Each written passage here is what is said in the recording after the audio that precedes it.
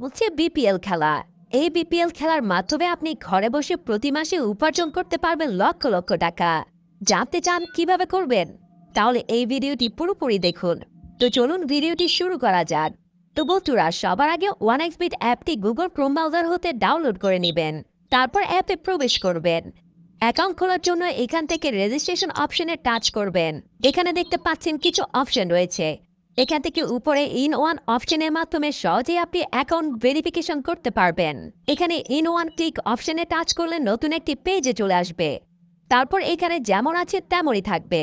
এখানে promo code, এখানেই আসল খেলা। প্রোমো কোডের ঘরে লিখবেন HD11। হ্যাঁ, ঠিকই শুনেছেন, HD11। এই প্রোমো কোডটি অত্যন্ত জরুরি, কারণ এই প্রোমো কোডটি দিলে আপনি মাত্র 24 ঘন্টায় অথবা এর কম সময়ে টাকা তুলতে পারবেন। এছাড়াও প্রতি সপ্তাহে বোনাস তো রয়েছেই। অ্যাকাউন্ট খুললে প্রথম ডিপোজিটে 100% বোনাস পাবেন। এরপর এখানে খালি ঘরে টিক দিয়ে এইখানে এই বাটনে হালকা করে টাচ করবেন। এরপর রোবট ভেরিফিকেশন চাইলে তবে তা ভেরিফাই করে নেবেন। এরপরই দেখবেন আপনাকে আইডি আর পাসওয়ার্ড দিয়েছে। এই আইডি আর পাসওয়ার্ড অনেক জরুরি। এটি ছাড়া আপনি পরবর্তীতে লগ ইন করতে পারবেন না। এটি অবশ্যই স্ক্রিনশট নেবেন অথবা খাতায় লিখে রাখবেন।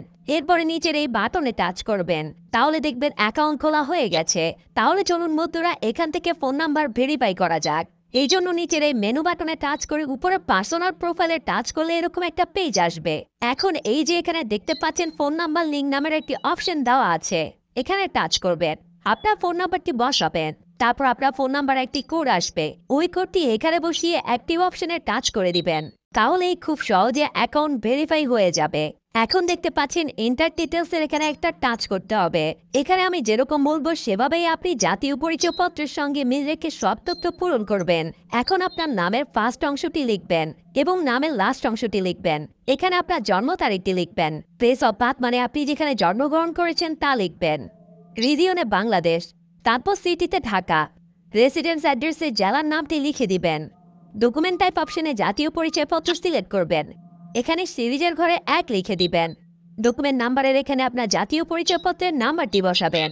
আর যদি জাতীয় পরিচয়পত্র না থাকে তাহলে এখানে আপনার বাবা মায়েরটা বসাবেন, কোনো সমস্যা হবে না। এখানে ডেট অফ ইস্যুর জায়গায় জাতীয় পরিচয়পত্রের পেছনের পাশে দেখবেন ডেট অফ ইস্যুর একটা তারিখ দেওয়া আছে, ওটা বসিয়ে দিবেন। তারপর ইস্যু বাই এর জায়গায় বাংলাদেশ গভর্নমেন্ট লিখে দিবেন। সব ঠিক থাকলে নিচের এই টিকমার্কে একটা ক্লিক করবেন। তাহলে দেখবেন অ্যাকাউন্ট ভেরিফাই হয়ে গেছে।